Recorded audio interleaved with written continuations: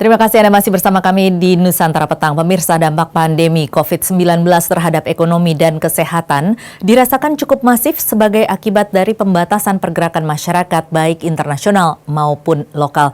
Nah, terdapat perbedaan juga pendapat mengenai mana penanganan yang harus didahulukan, apakah ekonomi terlebih dahulu atau kesehatan, atau apakah ini bisa berjalan dengan simultan. Pemirsa, kita akan membahasnya lebih dalam dialog Nusantara Petang berikut ini.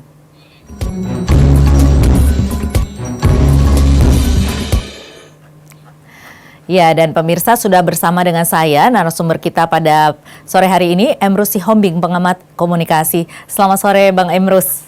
Selamat sore, Bu Tasya. Selamat sore, pemirsa Nusantara TV di seluruh Nusantara.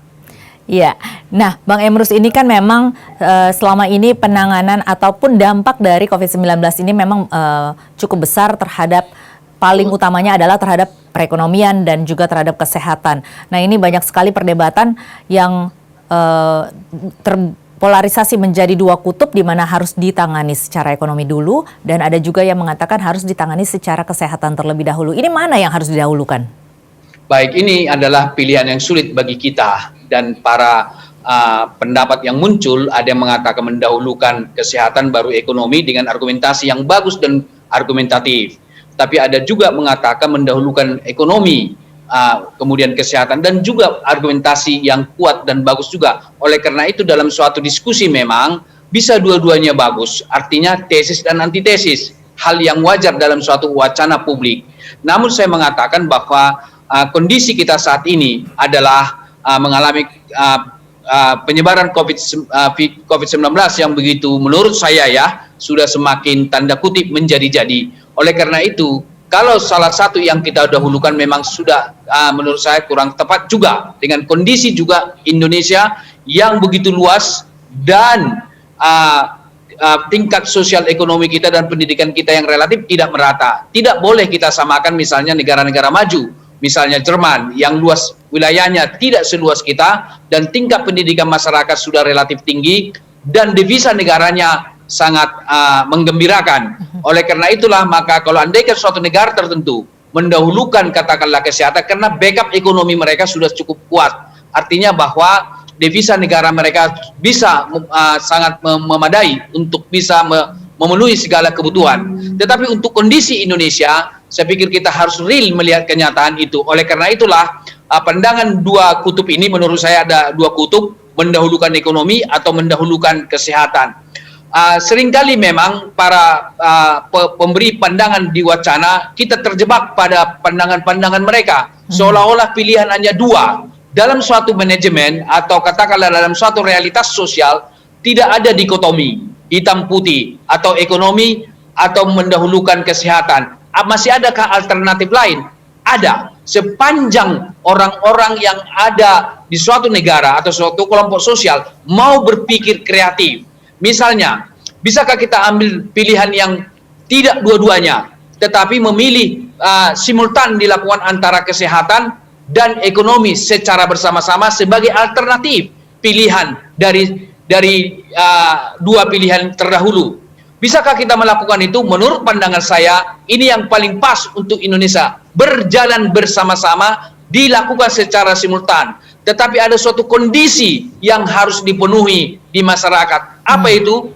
Muncul adanya kesadaran, sikap, dan perilaku masyarakat taat terhadap COVID-19, maka oleh karena itu ini bisa berbarengan kita lakukan. Tetapi ketika kesadaran masyarakat masih rendah, sikap masyarakat tidak memberikan dukungan, dan kemudian adalah perilaku masyarakat belum taat terhadap protokol kesehatan, menurut pandangan saya, salah satu dari tiga ini pun tidak produktif untuk kita lakukan. Oleh karena itu, ekonomi maupun kesehatan dilakukan simultan dengan orbit atau hotspot komunikasi. Artinya bahwa sudah tumbuh tingkat kesadaran di tengah masyarakat, sudah tumbuh sikap mendukung, menyetujui protokol kesehatan, sudah tumbuh ketaatan masyarakat. Nah, kalau itu kondisinya sudah ada kondisi sudah seperti itu, yang saya sebut adalah hotspot komunikasi atau katakan titik panas atau orbit komunikasi, mengorbit pas pada titik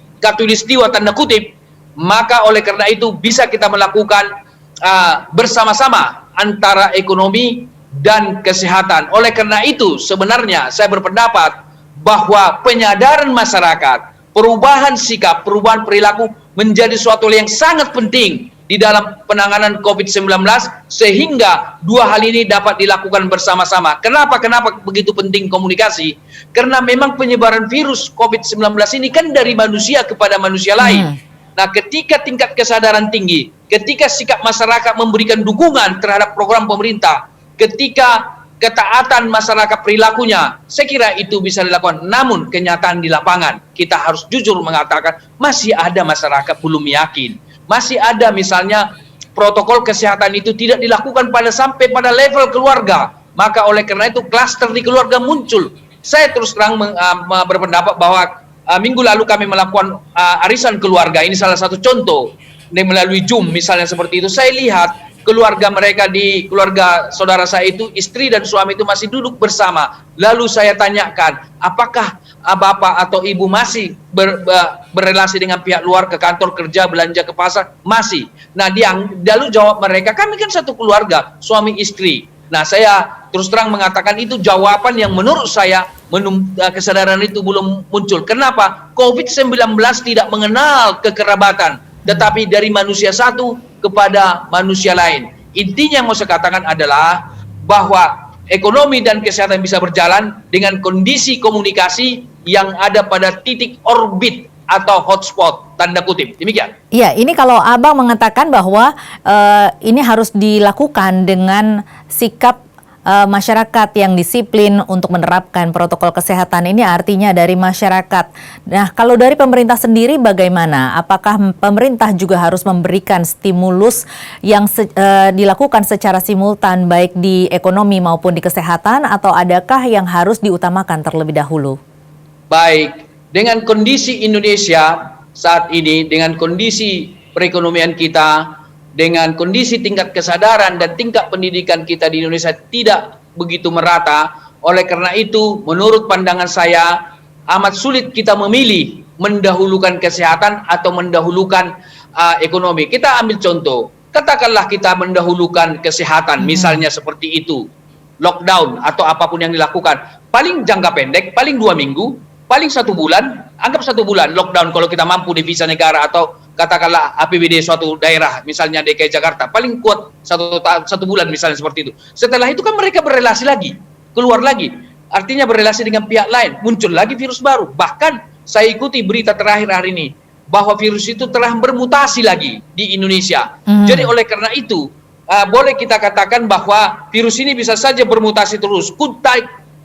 Kata kunci sebenarnya adalah kesadaran, sikap, dan perilaku masyarakat. Di situ kata kunci. Artinya kita harus melawan COVID-19 ini dengan kesadaran yang tinggi, dengan sikap yang tinggi, dan perilaku yang tinggi juga. Oleh karena itu kita harus melawan mereka dengan 3 variabel komunikasi tersebut sekaligus. Oleh karena itulah saya menyarankan kepada pemerintah pusat dan pemerintah daerah supaya juga bagian yang utama adalah komunikasi promosi kesehatan menjadi hal yang sangat penting.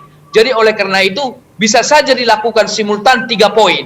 Poin ekonomi, poin kesehatan, dan poin komunikasi. Berjalan berbarengan, dilakukan secara bersama-sama. Oleh karena itu kampanye komunikasi kesehatan atau kampanye komunikasi promosi kesehatan penanganan COVID-19 harus dilakukan secara masif, terstruktur, dan sistematis. Tentu dengan inovatif dan kreatif. Jangan seperti misalnya disampaikan oleh teman-teman para juru bicara. Kan kaku penyampaiannya. Cara berdirinya dan cara menyampaikan dari itu dengan gaya yang sama. Harus ada kreativitas. Kemudian adalah diperlukan suatu katakanlah tokoh-tokoh yang dimunculkan di ruang publik. Tidak hanya sekedar influencer-influencer yang menjadi artis-artis, tetapi juga melibatkan tokoh-tokoh masyarakat, tokoh agama, tokoh adat, dan juga harus masif juga melibatkan media massa. Saya menyarankan kepada pemerintah pusat maupun daerah, lakukan program-program acara di televisi, di radio, dan lain-lain sebagainya dengan blocking time. Alokasikan dana ke sana sehingga tingkat pengetahuan masyarakat kesadaran semakin tinggi,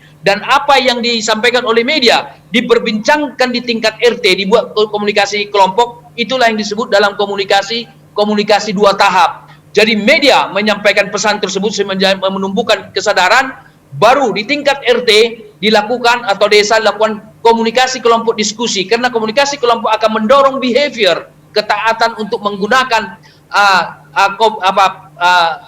protokol kesehatan tersebut. Ini harus komunikasi. Oleh karena itu saya selalu katakan bahwa manajemen komunikasi, juru bicara itu hanya sebagian terkecil daripada manajemen komunikasi, dan acap kali juru bicara kita juga yaitu hanya seperti kalau ada isu baru mengcounter. Teori komunikasi mengatakan bahwa pesan komunikasi yang lebih dulu dipercaya daripada mengcounter. Oleh karena itu ketika dikelola dengan manajemen komunikasi yang baik, maka akan muncul imunisasi komunikasi di ruang publik, sehingga ada hoax, ada pandangan-pandangan yang mengatakan COVID tidak benar, maka itu akan di-reject atau ditolak oleh masyarakat kalau manajemen komunikasinya dilakukan secara baik. Demikian. Jadi sudah dengan bersifat preventif begitu ya Bang Emrus ya? Betul sekali. Dan jadi dilakukan... komunikasi di sini dimulai dari ketika masalah kita penanganan COVID sudah dimulai ada komunikasi. Berlanjut penanganan COVID juga komunikasi dilakukan sampai berakhirnya COVID-19, tetap tindakan komunikasi itu dilakukan. Seperti contoh Ibu, kalau boleh saya katakan, ada dikenal dengan komunikasi pemasaran. Sebelum produk itu masih ide, produk itu akan diproduksi, sudah dikomunikasikan kepada masyarakat dalam bentuk advertising. Baru kemudian ketika produk itu sudah ada di pasar, diiklankan lagi.